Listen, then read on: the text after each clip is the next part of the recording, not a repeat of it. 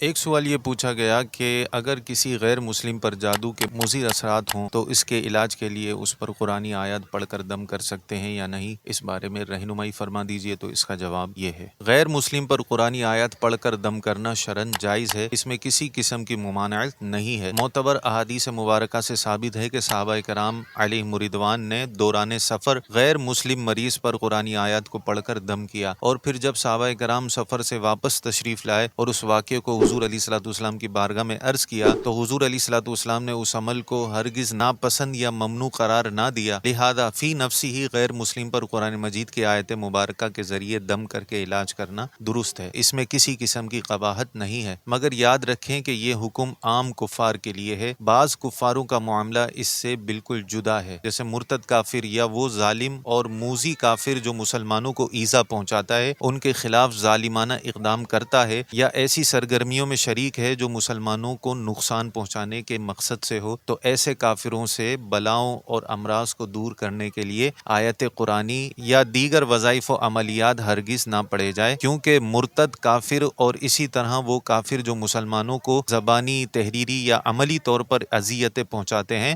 مسلمانوں پر طرح طرح کے ظلم ڈھاتے ہیں، مسلمانوں کے اعتبار سے ان کے لیے بھی یہی حال بہتر ہے کہ وہ اپنی مصیبت اور بیماری اور تکلیف ہی میں مبتلا رہیں، اس مدت میں لوگ ان کے شر اور ایذا رسانی سے محفوظ رہ سکیں۔ یہی وجہ ہے کہ موذی ظالم کافر کے لیے بد دعا کرنے کی بھی شرعاً اجازت ہے تاکہ خلق خدا اس سے چھٹکارا حاصل کرے۔ تو خلاصہ کلام یہ ہوا کہ جو کفار موذی نہیں ہیں، ظالم نہیں ہیں، مسلمانوں کو تکلیف نہیں دیتے، ان پر قرآنی آیات پڑھ کر دم کرنا بالکل جائز ہے،